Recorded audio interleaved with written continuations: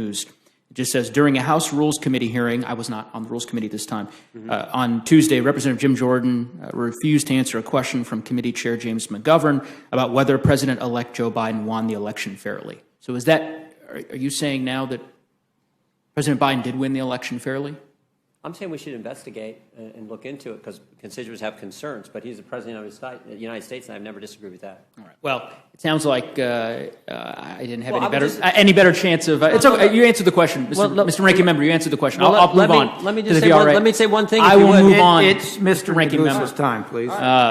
Again, I asked the question. You gave an answer. We'll leave it at that. I would like to talk a little bit about the preclearance provision because I guess I was a little confused by the exchange between Dr. Burgess and yourself, Ranking Member, and so I may have misheard this. Is it your contention that this bill would essentially enable every state in the country to be part of or be subject to the preclearance provision? Is that what you're contending? Well, I think the Biden Justice Department's been clear. If you made changes last year due to the virus, if you want to go back to what the law was before those changes, which had been fine by definition, if you want to go back to that, they're not going to allow it unless they give you the thumbs up, unless they give you the okay. So that strikes me as, and at the same time, as I pointed out now I think a couple times,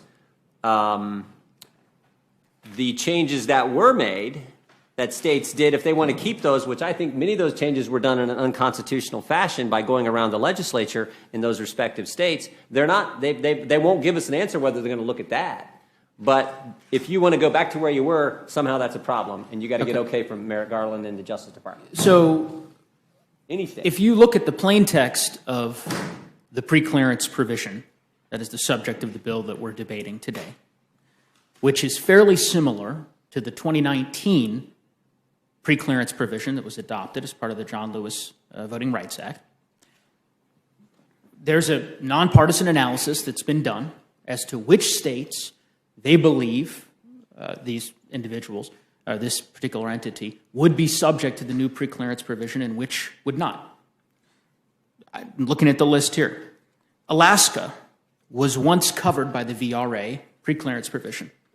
Alaska would not be covered under this particular piece of legislation. Michigan was once covered. Wouldn't be covered anymore. South Dakota was once covered.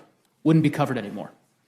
Oklahoma, I know the ranking member cares a great deal about the right to vote, served as Secretary of State. He can rest assured, based on the preclearance provision that has been adopted as part of this bill, Oklahoma wouldn't be subject to the provision. Correct, and it would not be added.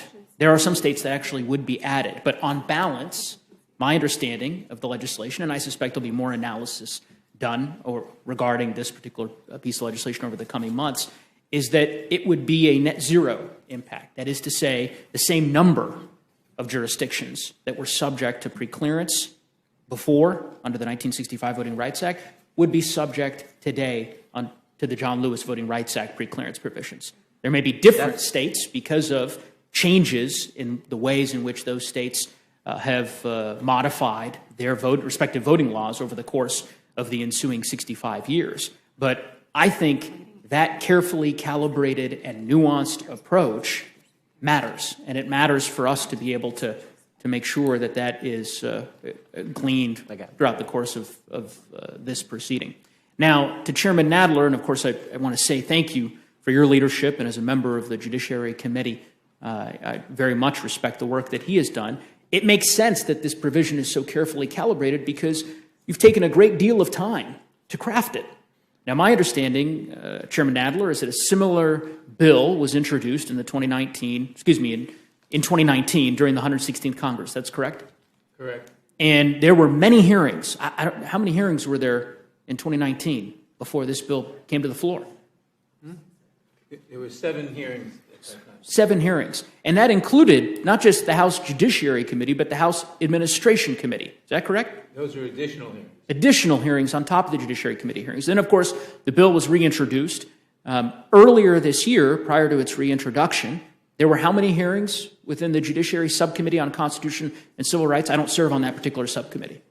There were 6 this year. 6 this year. And that is in addition to hearings held by the House Administration Committee. Is that correct? Yes. I can't think of a bill. They held 5 hearings. 5 hearings. I can't think of a bill that has been the subject of this many subcommittee hearings from 2 different committees of jurisdiction before it has come to the Rules Committee. So I think that this is an incredibly important bill. The right to vote is sacrosanct.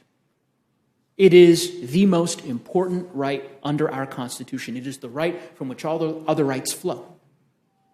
As John Lewis told us, it is the most powerful, nonviolent tool that we have. We ought to do everything that we can to protect it and to secure it.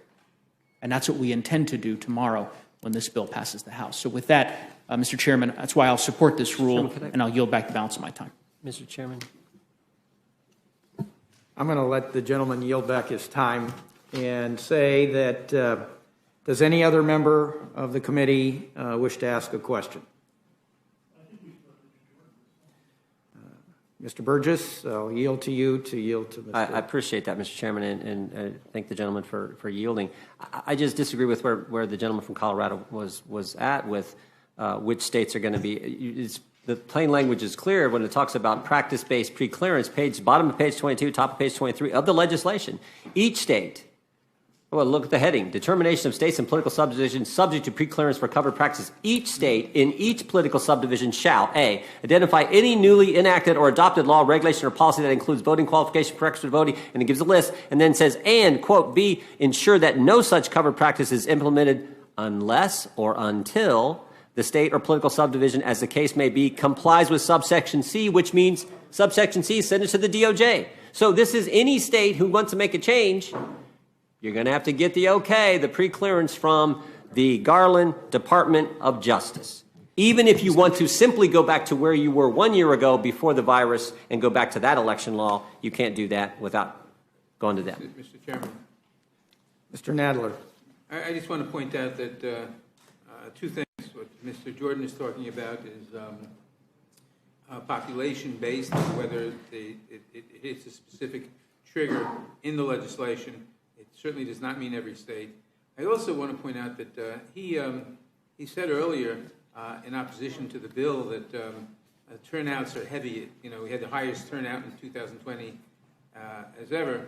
But and that may be true, but it's not relevant. The data shows that between 2012 and 2020, the white-black turnout gap grew between 9.2 and 20.9 percentage points across all 6 states originally covered by Section 5. And that shows that Section 5 is needed in different in different jurisdictions as determined by the bill. Mr. Cole. And then after this, we're going to move on to the next panel. Okay. So we will hear from any amendment witnesses on H.R. 4 at the end of the hearing portion of today's meeting. With that, I'd like to thank our witnesses for their testimony. Please leave with the stenographer or submit electronically anything you would like inserted in the record. Thank you, Mr. Gentlemen, Chairman. you're now excused. Thank you, Mr. Chairman. Thank you, Mr. Chairman.